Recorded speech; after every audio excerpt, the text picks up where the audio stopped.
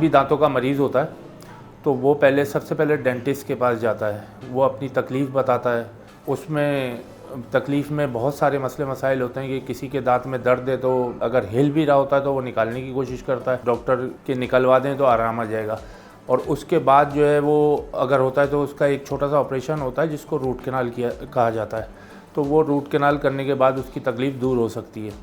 और उसके बाद एक प्रोसेस होता है जो कि क्राउन ब्रिज का होता है, जो कि फिक्स दांत जैसे आपके जो निकले हुए दांत होते हैं उसको दोबारा से प्रोसेस करने के लिए, पूरे दांत मुकम्मल करने के लिए उसमें पत्थर के दांत कहलाते हैं, वो पोर्सलीन होती है।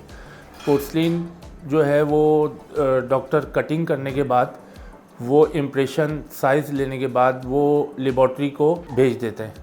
और उसके बाद जब लैब आ जाता है हमारे पास तो उसके आने के बाद फिर वो मार्जिन्स वगैरह जो है वो निकाले जाते हैं। उसके बाद उसका वैक्सअप किया जाता है। वैक्सअप करने के बाद उसको कास्ट कर दिया जाता है। वो दांतों की शेप मेटल फ्रेम तैयार हो गया उसका। मेटल को तैयार होने के बाद बिल्कुल फाइनल फिनिश करने के बाद फिर उस पर हम सैंड ब्लास्ट करते हैं। सैंड ब्लास्ट से ये है कि ओपैक जो हम लगाते हैं तो उसकी बॉन्डिंग बहुत ज़बरदस्त हो जाती है सैंड ब्लास्ट करने के बाद। फिर वो चिप होने का चांस उसका ख़त्म हो जाता है केस का।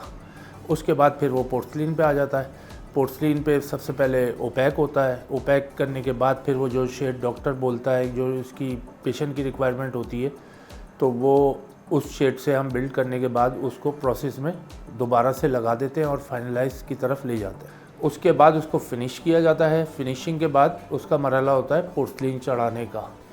तो उसमें सबसे पहले जो है वो ओपैक किया जाता है। ओपैक करने के बाद उसमें जो शेड डॉक्टर बोलता है कि ये शेड लगाना है तो हम उसी डेंटिन से उसको बिल्ड करते हैं।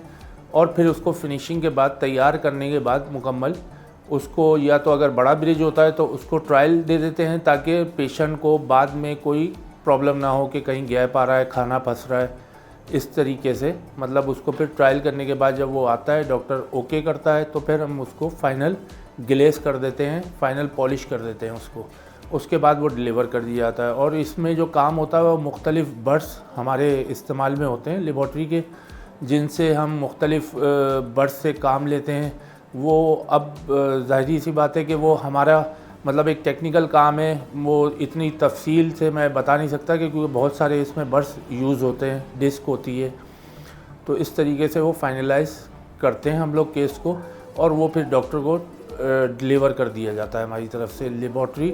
डॉक्टर के पास जो ट्रायल भेजते हैं हम, तो अगर वो सिंगल दांत होगा तो उसको हम क्राउन बोलते हैं, और अगर सिंगल से ज़्यादा होंगे, जैसे 2 यूनिट या 3 यूनिट का ब्रिज होता है, उसको हम ब्रिज बोलते हैं पूरा 3 यूनिट का, या जो भी हो XYZ, 5 unit, 6 unit, 10 unit, 14 unit. वैसे 14 दांत होते हैं अपर में, 14 नीचे होते हैं।